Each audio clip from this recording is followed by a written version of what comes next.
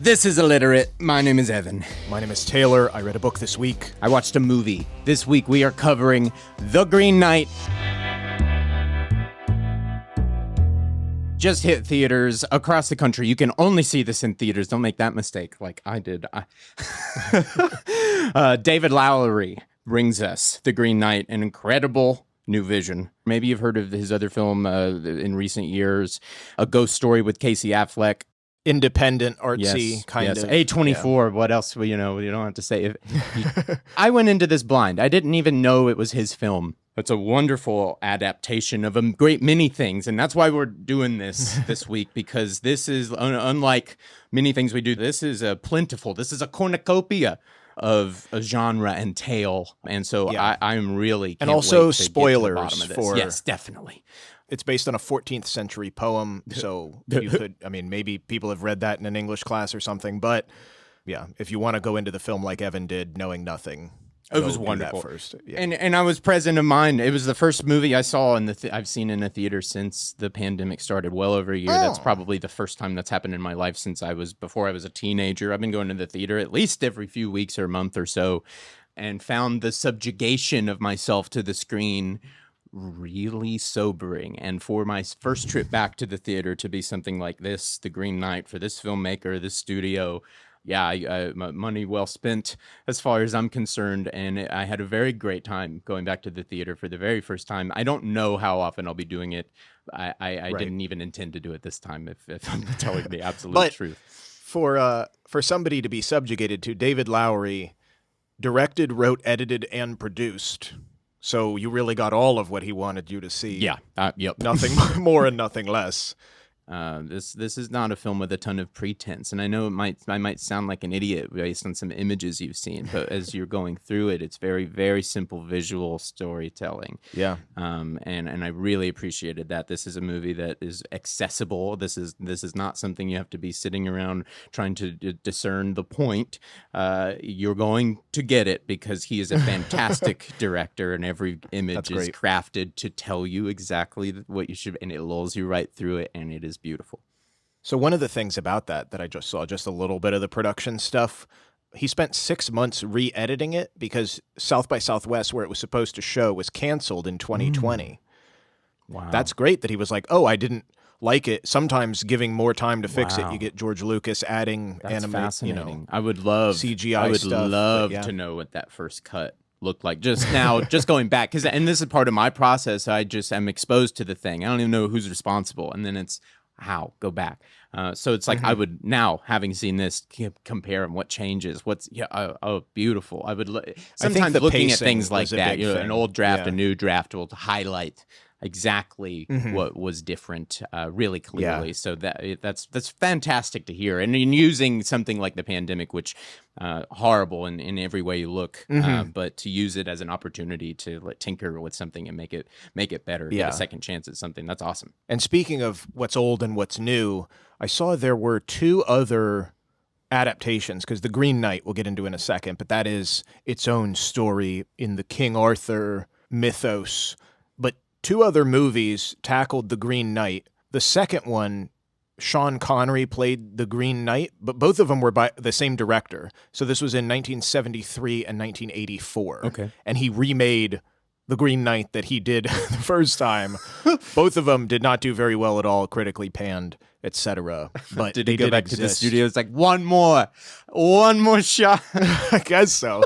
Just the third John's a John. The second one had even less to do with the original. And so I guess if you cared about that, it would be a distaste in your mouth. But yeah, that's the only other Green Knight stuff that exists. Although Sir Gawain, which for the pronunciation, different places, different ways. So it could be Gawain or Gawain. And then Lowery was saying, Sean Harris, who plays King Arthur in this, he said Garwin or something in the movie. And he's like, I know he's a good actor and he does tons of research. So obviously that's a way to, he didn't just like grab the script 5 seconds before getting on set and be like, well, I guess I'll say it like that.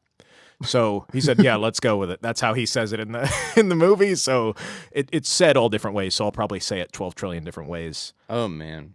when we're talking about it. But I just loved the actor that they chose for this and his entire part in this. I thought is King Arthur in a way that I've never even considered or thought of. It's what he stands for in the plot and what he does differently in his archetype in the first act. I just was so taken with, and then that comes down to that act. I mean, that actor is amazing. I don't know who that guy is, but that's a name I'll be looking up after the show. Sean Harris. I'm not sure what else he is in, but yeah, Sean Harris, incredible. I mean, the cadence, the empathy there, the depiction of this dying king was just absolutely enthralling. Yeah. It was weird. It was most of the time when these archetypes are presented to me in these films, I'm ready to dislike them, and it was so the other direction immediately. And by the end of some of his first lines or maybe his second or third scene, I'm going, "This is the greatest king I've ever seen." Yeah. Well, we should talk about King Arthur as a whole, because it's great that you bring him up and like what he does with it. Kind of like when we talked about Sherlock Holmes when we did our Enola Holmes episode. It's like, is he real? Was he real? Did he have? And it's not even clear, because you're like, is Dev Patel is he no, Dev Patel's the Green Knight, and then the Green Knight shows up and you're like, Dev Patel is not the Green Sir Gawain. Yeah, you don't even know anything. Yeah. So it is a mess. So you're like, that is King Arthur. It's all, after a while, but and it's the discovery, which if you were there experiencing it, that's how you would pick it up. And it's so I thought of that during the film. So very interesting here. And props to the group for not leaning into, because they could have easily slapped on from the mythos of King Arthur, and then that puts it in a totally different place. When I saw the trailer, I thought, oh, this is a original epic fantasy, medieval, Game of Thrones-y perhaps kind of thing. I didn't know that it's based on a classic story. But King Arthur as a whole, he's likely inspired by several historical figures, because this is so long ago. Yeah. The first account that could be placed was by a 6th century monk, and this was telling about this leader winning against the Saxons, though he was not named Arthur, but just some sort of military figure. And then 200 years later, he appears again as Arthur, but it did not say he was king, but it already had these sort of mythical tones that he had single-handedly killed 900 Saxons on his own. Yeah. Then, 500 years after Arthur would have actually lived, and this is now in the 11th century, this is where he gets upgraded to a king. You get Guinevere, Merlin, Morgan Le Fay is the sorceress that's always trying to mess up his game. Yeah. Excalibur gets added, all of that stuff. And this is a piece by one guy, and it's called The History of the Kings of Britain. Also, this is where King Lear gets introduced, so Shakespeare would have pulled from this. Yes. This is kind of the manifest of the history back forever of all of Britain. And so this was given historical credence until about the 16th century, and now people are like, no, this is much closer to myth. And where did this guy even get all of this stuff that he's saying happened? Right. But of course now, globalizing, it's making its way to France. It's given new life as the stories change. A lot of the Welsh pagan roots got stripped out, and it becomes more chivalrous and knights and searching for the Grail and the court and Lancelot. All of that stuff comes later. That's how it progresses, and who King Arthur, not real, probably based on a guy who did something. And then just the telephone game, it got more and more crazy until there's 1,000 people at the round table. And I was there. Yeah, everybody was. Even the guy writing it, yeah. So that leads us to the Green Knight, one of the knights of the Round Table. This was written in the 14th century. So the OG one that really cemented everything was the 11th century. Okay. Much later. And the Green Knight combines Welsh, Irish, English, French influence, because like I said, as it progresses, more of these cultures get embodied in the story. Just to that point, the film feels like that. So as this is revealing itself, you get influences you can tell.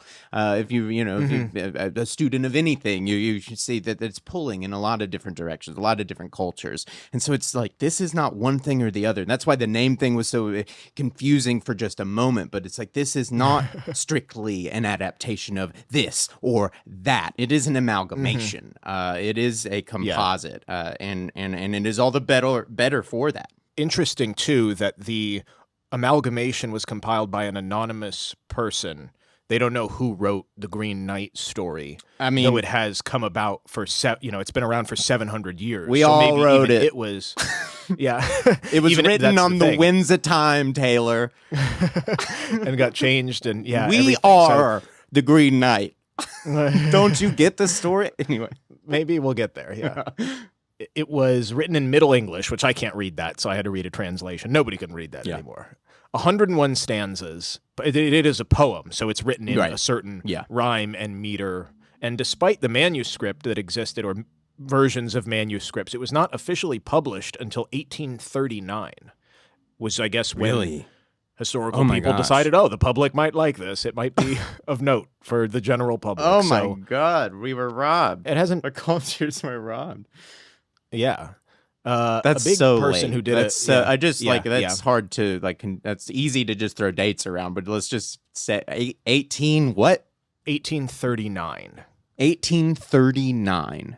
That's just an incredible amount of time for that to be hidden away, basically, for anybody who couldn't have access to it or read it. That's insane. So one of the people that brought it into the forefront, J.R.R. Tolkien, did a translation, because you know him. He was all about the languages. He probably added a bunch of junk. See, it is written by everybody, Taylor. Well, we got to stop this episode. It's written by everybody. So what was interesting about him in 1925 was when he did this, but a lot of editions where he did the translation, they list him as the author, not as the translator. So it did confuse people. Yeah, so you're right. Oh, he added to it. I'll tell you. No. He did not add to it. Put a name on it. Yeah. But maybe he did, but probably not. That's what he did. Anyway. So let's talk about the official story of the poem as I read it. Very simple in the same way as as the film, but I'll pull out the pieces that are different and worth commenting on to the variations on the theme and what David Lowery was interested in. So the story from the poem, some versions of it takes place on New Year's Eve instead of Christmas Eve, but most of them, Christmas Eve is when it happens, which maybe has something to do with the religious overtones of that, and that such a pagan thing as the Green Knight would appear on Christmas Eve has a lot of symbology. Sir Gawain is the same youngest of his knights. It is his nephew. King Arthur does the thing where he says, people must tell a story of adventure. But it isn't the same where he says, I don't have one. He is a knight. It's called Sir Gawain. He's already a knight in the poem. And that would be the first distinction there, is in the film is very much, he starts the film saying, I'm not ready. And you hear moments after that, I'm not a knight yet. I want to be a knight, I'm not a knight yet. And then the film ends with, I think I'm ready. So it's him, the coming of age, yes. Yeah, the entire onus of the poem is more about he's a knight, it's upholding knightly duties, he's doing it for honor, duty, all the stuff, versus I want to be that, but I'm not, so I have to prove myself. Yeah.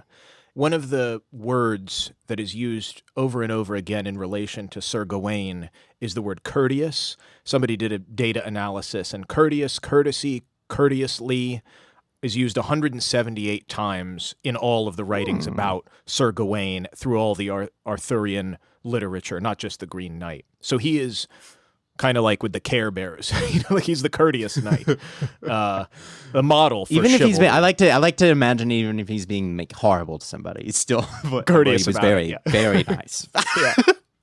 So that's how it's framed for the story.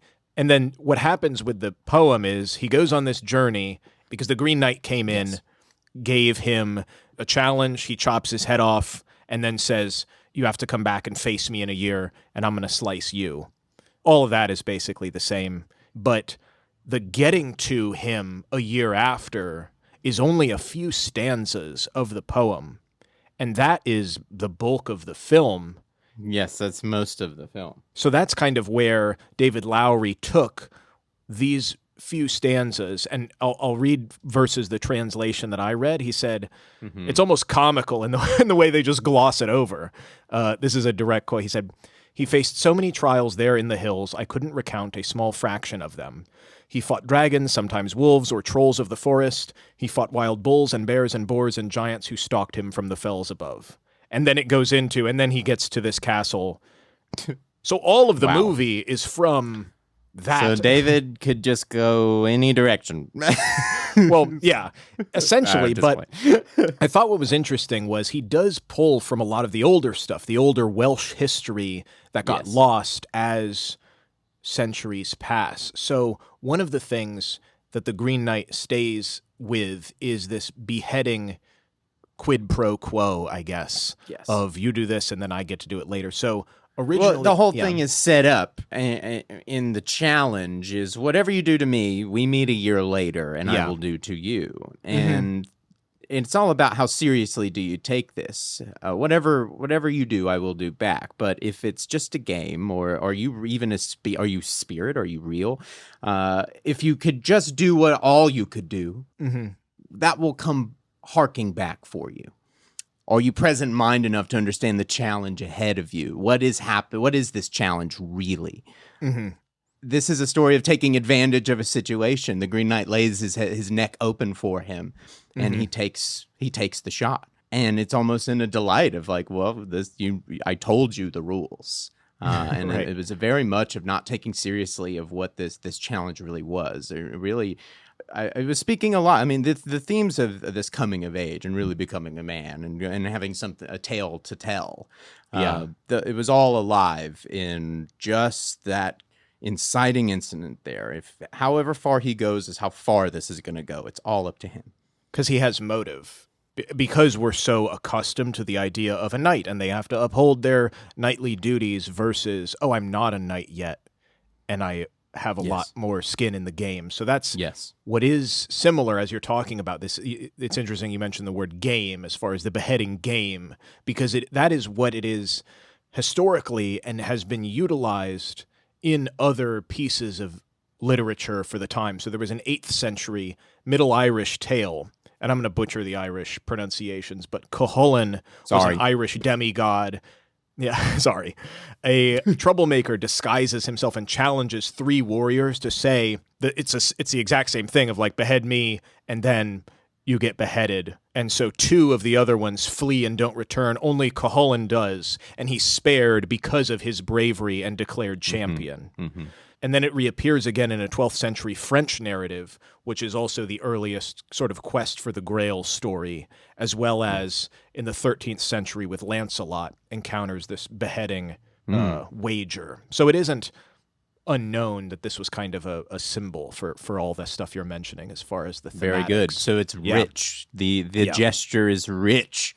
So if you were to make a Green Knight adaptation, you could not change that. And he has kept the premise of the whole thing. We find that, And obviously the Green Man must mean something. You know, it's so bizarre and seems so fantastical, but it has been everywhere. It's a symbol of spring rebirth. The face surrounded by leaves is such a iconic, like a gnarled wooden man's face in a tree, that kind of thing. It's in Lebanon, it's in Iraq in the 2nd century, it's in Borneo, it's in Nepal, it's carved in churches in Europe and Jerusalem, like that sort of symbol of spring. It couldn't be a more tribal internal reaction. You know, looking. Our minds are suited to look for faces where there aren't any faces. So then to find a face in a tree, nature, to find and the way that this character is brought to life, the way this character is shot, just some light and the hues that they use with him, it's an incredibly captivating character. It's one of my favorite fantasy characters I've seen on a live action piece in a long time. Some of the other stuff that he encounters in this stanza or 2 that David Lowery expands upon, 2 things come from the oldest Arthurian tale. Cuchulainn and Olwen, same Irish demigod, but Arthur has to rely on an interpreter who talks to animals, and so that's kind of the talking animal piece comes in this way, as well as in this Arthur story. Arthur is a giant slayer in the Welsh tradition, and so the Cowtie, which I'm sorry if you're Welsh, please correct me. Sorry. But the Welsh Giants, but they're not, I know in the movie, they're insane. They're just larger people in Welsh lore. They're not these megalithic creatures. They were pretty magnificent. And they were actually, I love the way that they were done, because you could tell that they're really shot people and they're helped out with CG and composited into the scene, but they're a real element. And David Lowery uses it, since he made it more fantastical in a thematic sense, because it's like he's trying to cheat and get on their shoulders to skip the journey, kind of like with Lord of the Rings, where they're like, oh, why didn't they just take the eagles, that kind of thing. Can't you just take me on your shoulder? Yeah. And literally trying to stand on the shoulders of giants when he hasn't done anything. So in the poem, there's a mention that Sir Gawain passes the holy head. David Lowery looks this up, and it's a woman who was a martyr in the 8th century whose fiancé cut off her head when she told him she wanted to become a nun.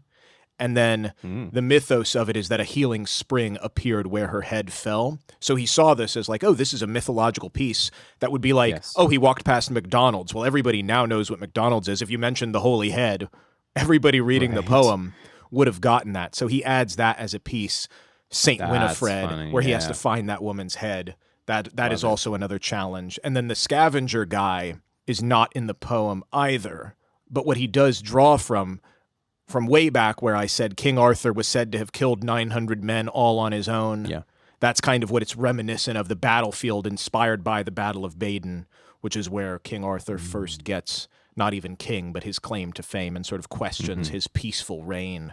So he's definitely, with all of the challenges and trials, pulling from more of the older stuff. Well, with these boiled down into metaphors, they were so simple to understand. You know, when you get this piece and you have to do the thing for her and put it together and right or wrong, and it's just a piece of the journey, and it's just very simple to contextualize and then understand what then it comes back and what do these choices add up to? Yeah, and that's much of the film is what do my choices add up to? And so I think you can draw, because in the poem, the Code of Knighthood and Chivalry, they specifically mention, and this is the first recorded use of the word pentangle, which is just a 5-pointed star, but it's the symbol on Sir Gawain's shield.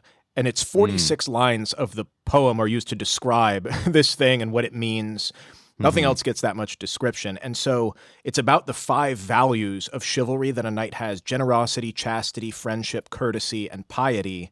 And it's loosely, from what I could tell in the movie, David Lowery takes this as sort of the 5 tasks he has to accomplish. And like the fox represents friendship, and the scavenger represents generosity, and he fails all of them in the movie. So that's kind of interesting, too, that he's pulling... He fails every single one of them. That's fantastic. Yeah, so he's pulling all the traditional 5 tenets of being a knight into that. I just wanted to bring that up. Yeah, it's so much more layered. There's the key. Yeah, there's the key to the script. So you got this outline. Okay, he wants to be a knight. What are the 5 rules? How am I going to have him break every single one? And the whole movie being about how my choices have led me to this. That's so simple. It's bizarre that's why it's so beautiful. That's only the 2 stanzas, and then what the heck's the rest of the poem? Gosh. There's all to say, look, he found what was workable. He found something with that had somewhere to go. That's when you're doing something like this and you're drudging deep, and you got to take what's pertinent and leave behind what's not. And sometimes it might just be 2 lines buried in 101 stanzas. Yeah, exactly. That's the modern that's the work. That is the work of doing this and understanding what that means, and then taking 2 lines and doing an entire deep dive into what in the world that could be. And by the time you've done that, you've already done enough that could fit into a screenplay. But is it your story? And that's where you have to keep doing these holes over and over again. I just wanted to highlight about going and taking just what you need and leaving the rest behind. Exactly. So speaking of taking what you need, the next piece of the poem that is needed is really the challenges of the poem versus the movie, and that is this lady and lord that he comes upon, which is very shortly before he has to do his dealings with the Green Knight. And so this is more about the chivalric code of the time, sexuality coming into the fore, because he's there, and this is the hunting that the lord is doing. Whatever he gets, he has to exchange with whatever Sir Gawain got during the day, and they make an exchange. And this is sort of one of those fables of like 1, 2, 3. So the lady is trying to seduce him, and he only accepts a kiss from her because that's the chivalrous thing to do. So then he kisses the lord, and the lord is like, "Where did you get this?" And he's like, "That wasn't part of the deal. It's just to give what I gave you." Or the next hunt, it's 2, and the lady says, "Well, give me 2 kisses then." And then he does, and then gives the lord 2 kisses. And then on the third day, she says it's 3 kisses, but she says, "You have to have this belt or this girdle," and it is a green sash that's supposed to give him protection from anything. And he thinks, well, this is great. I'm going to keep this. And that's the big error of his ways. And so the hunt that the lord comes back with, what he has gotten to give him, is a fox. And so this is sort of where the symbolism of the fox comes in, because I know the fox is a talking animal situation in the film. It lingers throughout his journey, and then is finally caught by the man and given to him again. And then not long after that interaction, which it's been popping up time and time, just poking its head more often than not, kind of showing him the way, and he chooses to go the other way Right. after the fact, realizing that it was a really simple thing. And then eventually, I got this thing. It was crawling around out here because it's been following him. And here, I got this for you. Now they're together. Now they really are thrown in together. There's this thread about the mother, and maybe being behind some of the plot here, and why the challenge was sent. And it was I'm a little unclear, and I don't really, doesn't matter. Right. It became inconsequential. Yeah, But I felt as if maybe this was the mom speaking through the fox, trying to stop him because she doesn't believe in the green sash thing that she gave. In this version, she gives him the green sash, and then it gets exchanged with maybe the same one. He loses it to some thieves and thinks he found it back, but he doesn't know. And the woman gives him to him, the lady. So the through line for the poem is, so by the time he gets to the Green Knight fakes him 2 times with the axe, and then on the 3rd time just nicks his neck instead of lopping his head off. And so it was revealed that the Green Knight is actually the Lord, Morgan Le Fay, who in the Arthurian legend is a sorceress, but that's not the case in the poem, that it's his mom. She created it all as a plot to test the knights. And so Gawain is ashamed of having acted with deception at taking the belt, but he gets to go back because he's impervious and because he showed up and did the work. But from then on out, in Camelot, the knights all wear a green sash in remembrance, to be honest. So he does come back not fully courteous or involved in all of the knight stuff. So David Lowery adds the mother and son kind of element because he said that was from his own personal life. He said he lived under his mom's roof for far too long. He had a failure to launch syndrome, and she had to force him out. And so kind of that messy relationship of, okay, well, she gives him this green sash, but also sends him out. And was she responsible for all this in the first place? Right. That mother-son dynamic is wholly to the film, but it still had the poem still has the elements of, oh, this was done by a sorceress to test him. And so when you're talking about the fox, it's ambiguous, but it could have been the mom controlling it all. Yeah. Fascinating. And the play with the sash, and what they do here is the mom gives it to him, and then it gets stolen. And then he finds the Lord and the lady. And then the lady has it and says that she made it, but he's looking at it like, that's definitely mine. Where did you get it? And she's like, no, I made it. And so he does want it. She gives it to him. And so when he gets down to the encounter, is the sash the sash? You think it is, but you don't know. Yeah. A switch could have happened. And then much of this third act comes down to, is the sash that I know? Or does it work? Am I putting faith in silly things? What am I easily led? All of that is behind the sash, which I think is so important when he finds himself kneeling before the Green Knight. And then the film takes off into a bit of a different turn from that moment. And it's all down to just your choices. I mean, are you willing to trust these types of things? Are you led? Are you easily led? Yeah. Because, and this is the spoiler, they kind I of didn't want to off. get there before we got there. Sorry, a little pretense there. No, it's fine. In the poem, he doesn't get his head chopped off. Like I said, he gets nicked, and then that's kind of a reminder of, hey, tell the truth. In a way, they sort of do that with this. Yeah, so you get down to the scenario, okay, we're going to do it, and then he keeps backing out. And then eventually backs out entirely and runs away. And then it's a very short succession montage of the next decade of his life about him ascending to the throne, being knighted, getting all these things. But then the castle coming under fire, coming under hard time, coming under war. He's got real decisions. He's not liked by the people.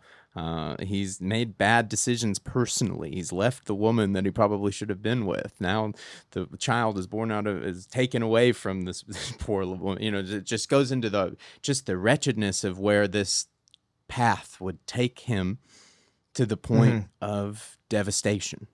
And then he snaps out of it. And he's right back there with his neck exposed to the Green Knight. And he's back in that moment of, hold on, I need a minute. Hold on. When he was chickening out. We're back. He's back there. You sobered up. You came out of the dream. He's got a minute. And like I said, the whole movie starts with, I'm not ready. I'm not a knight. Now he's ready. And he professes that to the screen, and that is the end of the film. And you get the sense that was the lesson. The Green Knight, basically has a joke with him there at the end, and that was it. Owning your mistakes, owning your choices. As you said, the symbolic thing is like being nicked on the neck in the poem, or giving him this chance, sort of correlates to connecting reasoning, the head, with courage, the heart. And so the weakness is the neck, which is the will, and using it for personal gain. And that's the biggest theme, as well as the film leaving it potentially in an ambiguous place of, like you said, it's like, oh, he learned his lesson. And then in the poem, he learned his lesson and gets to go back, but he has to wear the sash. Oh, that was the other thing with going through. That was such the big thing with the rounding out of the sash, is the sash is present with him in every moment of that montage, even in the most intimate moments. Like you shouldn't even be wearing, but it's, and that did the sash save him? Is this the sash stayed with him for a decade? He wasn't able to take it off. And so now these choices lead to you being attached to some silly piece of cloth. The fox calls it as much, basically, telling him to take it off, leave it right here. It's nothing, almost getting him to profess. It's like there's nothing special about that thing. It's all you. So it was pretty amazing to see that through line. So it's so simple.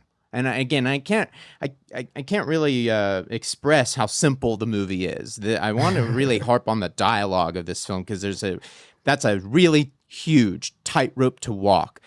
This kind of dialect, this kind of language, on the scale of accessible. How can we go? This threads the needle on such a tone that I think anybody could watch this and get it. It feels authentic, that it feels like you would be truncated and having trouble with it, but you don't. Not at all. It's so simple. It gets right to the point immediately. It is not hard to understand. I think it's hard to express how little pretense this has, because it's so accessible and so simple. The visual storytelling of the sash just being there, it was immediate. And that's because that's present in the poem. David Lowery was saying, he's like, something doesn't stick around for 700 years and not be distilled to the most salient element of it. Yeah. We know green. Green represents nature. It represents rebirth. The green sash represents man's nature stuck with him, keeping him imperfent. It's attachments it was the so symbolic to just the silliness of man. It really was. And I know he's tied to it, because did that get him out of it? Or no, I have to keep it because everybody thinks that I killed the monster. It's like, oh God, what a nightmare. It's like, if I don't go through with this, if I don't make the choice right now, if I will wind up in this horror show where I believe in things I don't even know are true.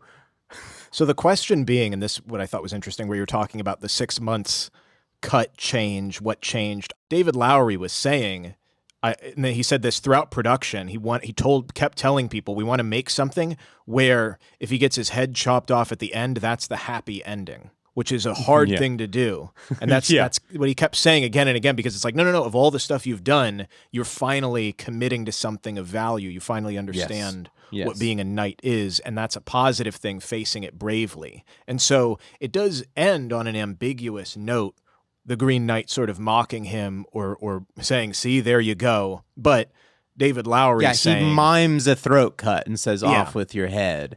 And that's it. And you're really left to, what does that mean to you? What did you get from the tone? And to me, I think, on my personal, really me, Evan speaking, my personal reaction, I felt that he would be let go.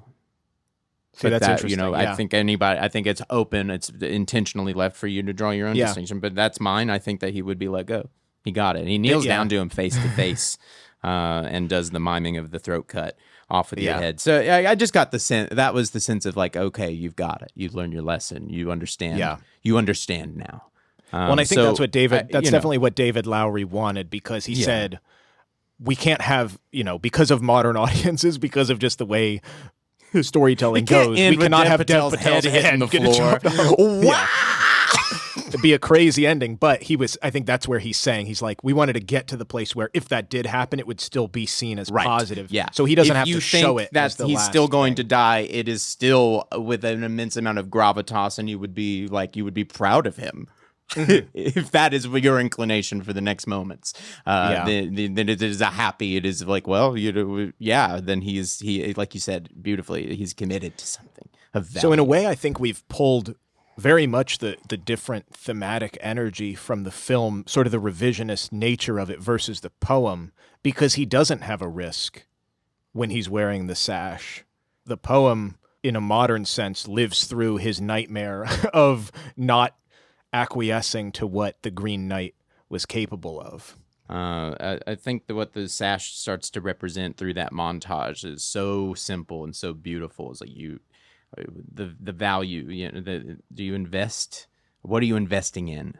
When he breaks these 5 tomes of being a knight, what are you investing in with your choices? And we should be thinking about this in our present day. This is something that really you should, we've all done this in some way or another. We've all gone out and lived and made mistakes. So I think we could all take this as a beautiful lesson. That's what these things are good for.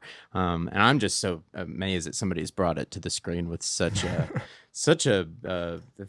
man. This A24 fantasy is right up my alley. This is crazy. And hopefully it has given everyone listening some context that they were, in a way, thinking about this 700 years ago, maybe in terms of knights and round tables. It's all the same, still, It's all the same. The symbology. It's all the same. We just got to talk about it in a new way, and we got to talk about it in a way that connects with the modern audience. So it's like that's what I feel when drawing on these old things. Like, man, it's all the same. We're still trying to understand these bare, basic human emotions, and we're just trying to say it a little bit better. We're just moving the line on human culture here. So I'm all excited for it, and I'm glad you guys have been here with it. Thank you, Taylor. This has been an awesome episode. Thank you guys for listening along. We really appreciate all of the listens. Let us know what you are excited for coming out on streaming or at the theaters. Let us know what you're reading and watching, because you never know when we will do that thing you've been wanting to know about all along. Reach out to us at ILLITERATEPod on Instagram. Thank you all so much, and we'll catch you next week.